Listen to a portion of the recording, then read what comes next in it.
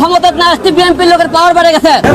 সমন্বয়ক স্যাররা এবার বিএনপিকে ধ্বংস করুন। এই বিএনপি ক্ষমতায় আসলে দেশটা আবারও নষ্ট হবে। মার খাবার পর বিএনপিকে হুঁশিয়ারি দিয়ে একই বললেন হিরো আলম। হিরো আলম এক কথায় বাংলার অলরাউন্ডার।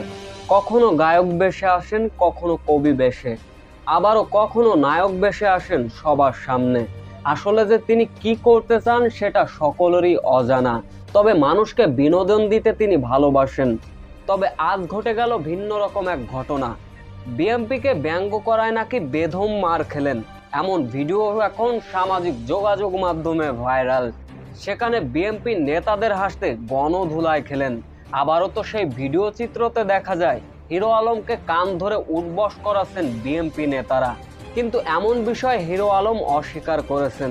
তিনি বলেন, বিএনপি বা জিয়াকে নিয়ে আমি কোনো কিছুই বলিনি, পূর্ব শত্রুতার জেরেই তারা আমাকে এমন মারধর করলো। এবং তিনি সংবাদ সম্মেলনে সমন্বয়কদের উদ্দেশ্য করে বলেন, এই বিএনপি এখনো ক্ষমতায় আসেনি তাই এরকম করছে। এই বিএনপিকে দমান আপনারা, না হলে এই দেশটা এই বিএনপিরা আবারও ধ্বংস করবে। যারা হিরো আলমের উপর আক্রমণ করেছিলেন তারা ছিলেন সবাই বিএনপির নেতারা, তবে তাদের উপর অ্যাকশন নেবে বলে জানিয়েছেন এই হিরো আলম।